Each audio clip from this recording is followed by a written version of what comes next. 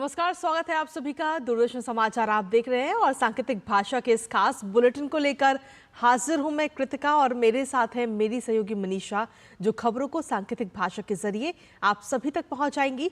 तो चलिए शुरुआत करते हैं इस खास बुलेटिन की और सबसे पहले देखते हैं सुबह की सुर्खियां। झारखंड में चुनाव प्रचार हुआ तेज। राजनाथ सिंह और योगी आदित्यनाथ आज संभालेंगे कमान। वहीं मल्लिकार्जुन खड़गे पार्टी प्रत्याशियों के पक्ष में करेंगे चुनावी सभा।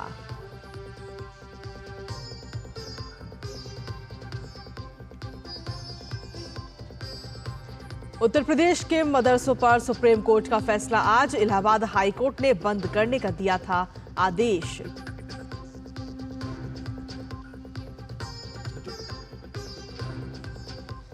पीएम मोदी के कड़े संदेश के बाद कनाडा पुलिस ने लिया एक्शन। हिंदू मंदिर पर हमले के मामले में 3 को किया गया गिरफ्तार।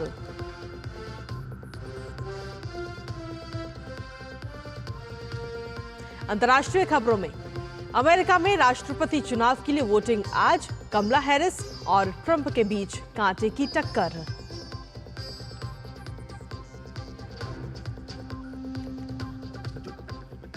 और नहाए खाए के साथ आज से शुरू हुआ लोक आस्था का महापर्व छठ।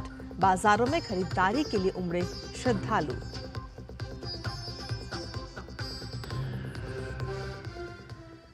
तो ये थी प्रमुख सुर्खियां और अब खबरों में विस्तार से बात करेंगे। विधानसभा चुनाव के मद्देनजर झारखंड में चुनाव प्रचार ने तेजी पकड़ ली है। इस क्रम में भारतीय जनता पार्टी के वरिष्ठ नेता और रक्षा मंत्री राजनाथ सिंह आज झारखंड के जमशेदपुर में एक जनसभा को संबोधित करेंगे। राजनाथ सिंह जमशेदपुर में भारतीय जनता पार्टी के प्रत्याशी पूर्णिमा साहू के पक्ष में जनता से वोट डालने की अपील करेंगे।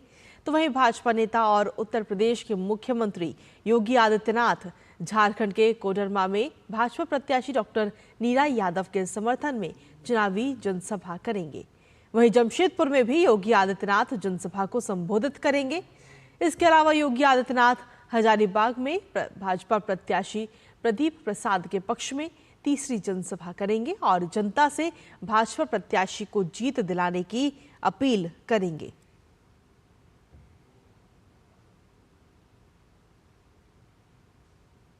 वहीं चुनाव प्रचार में कांग्रेस ने भी पूरी ताकत झोंक दी है। इस क्रम में कांग्रेस के राष्ट्रीय अध्यक्ष मल्लिकार्जुन खड़गे आज झारखंड में चुनाव प्रचार की कमान संभालेंगे।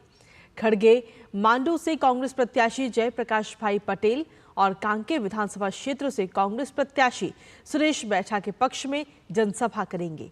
वहीं पार्टी के महासचिव सचिन पायलट जमशेदपुर पूर्वी में रोड शो कर जनता से संपर्क करेंगे और कांग्रेस प्रत्याशी डॉक्टर अजय कुमार के लिए जनता से वोट की अपील करेंगे।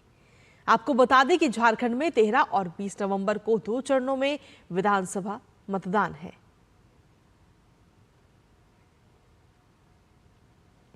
उत्तर प्रदेश मदरसा कानून को असंवैधानिक बताने वाली याचिकाओं पर सुप्रीम कोर्ट आज अपना फैसला सुनाएगा।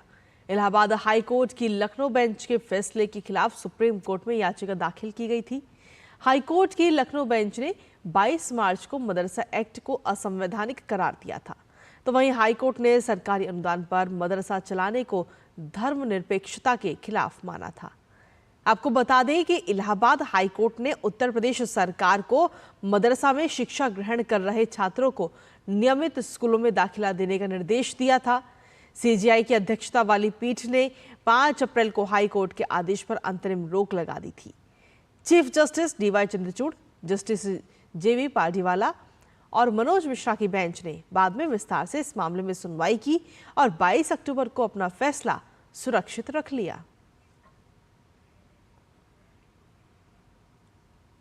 कनाडा के ब्रैम्पटन में खालिस्तानी प्रदर्शनकारियों द्वारा हिंदू सभा मंदिर में हुए हमले से जुड़े मामले में वहां की पील क्षेत्रीय पुलिस ने 3 लोगों को गिरफ्तार किया है। पील पुलिस की ओर से कहा गया कि ब्रैम्पटन में हिंदू सभा मंदिर में हुए हमले के मामले में उनकी ओर से 3 लोगों को उनके अपराधों के लिए गिरफ्तार किया गया है। गिरफ्तार लोगों की पहचान दिलप्रीत सिंह बोंस, विकास और अमृतपाल सिंह के तौर पर हुई है।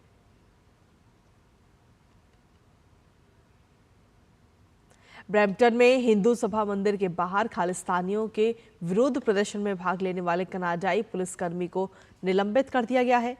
पील रीजनल पुलिस के अधिकारियों के हवाले से कैनेडियन ब्रॉडकास्टिंग कॉरपोरेशन ने अपनी रिपोर्ट में इसका दावा किया है। निलंबित पुलिसकर्मी की पहचान 18 साल के हरिंदर सोही के रूप में हुई है। वो खालिस्तान का झंडा पकड़े हुए कैमरे में कैद हो गया था। सोही पील रीजनल पुलिस में सार्जेंट के पद पर तैनात है। पील रीजनल पुलिस ने कहा कि हमने इंटरनेट पर वायरल उस वीडियो का संज्ञान लिया है जिसमें एक ऑफ ड्यूटी पुलिसकर्मी को सक्रिय रूप से हिंदू सभा मंदिर के बाहर हुए प्रदर्शन में भाग लेते हुए देखा गया है। पील पुलिस के मीडिया रिलेशन ऑफिसर रिचर्ड चिन ने सीबीसी को बताया कि इस पुलिसकर्मी को community safety and policing act के उल्लंघन का दोषी पाए जाने पर सस्पेंड कर दिया गया है। साथ ही उन्होंने ये भी कहा कि विभाग इस घटना से जुड़ी परिस्थितियों की जांच कर रहा है और जांच पूरी होने के बाद आगे की जानकारी साझा करेगा।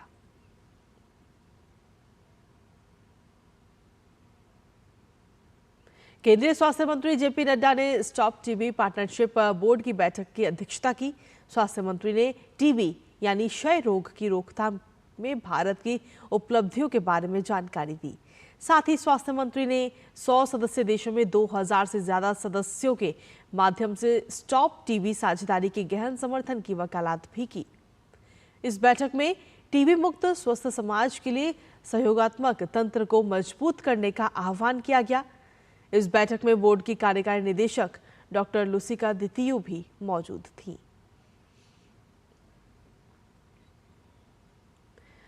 दिल्ली नगर निगम यानी एमसीडी के नए मेयर और डिप्टी मेयर के चुनाव के लिए अधिसूचना जारी हो चुकी है।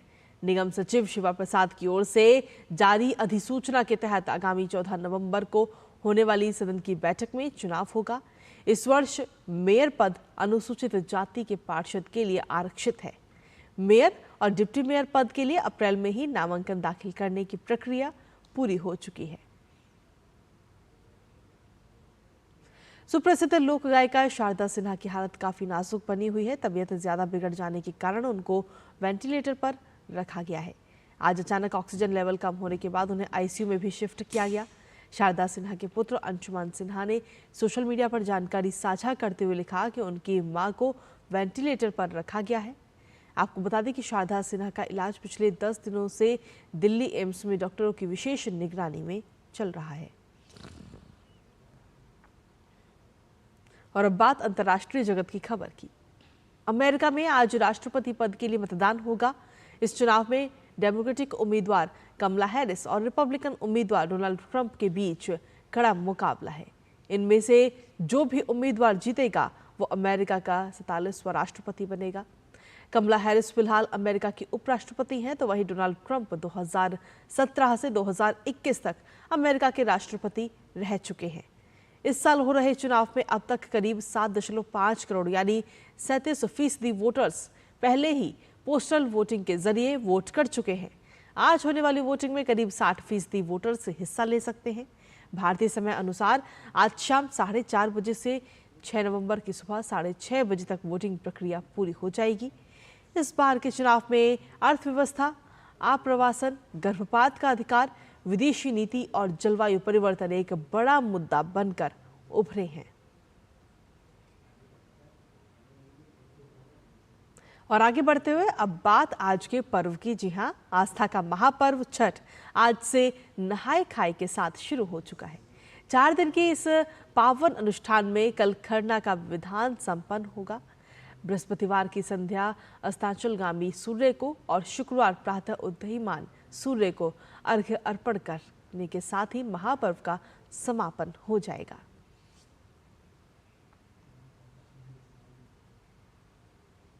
और खबरों का सिलसिला डीडी न्यूज पर यूं ही लगातार जारी है। फिलहाल सांकेतिक भाषा के इस खास बुलेटिन में मुझे सहयोगी मनीषा और हमारी पूरी टीम को दीजिए अनुमति।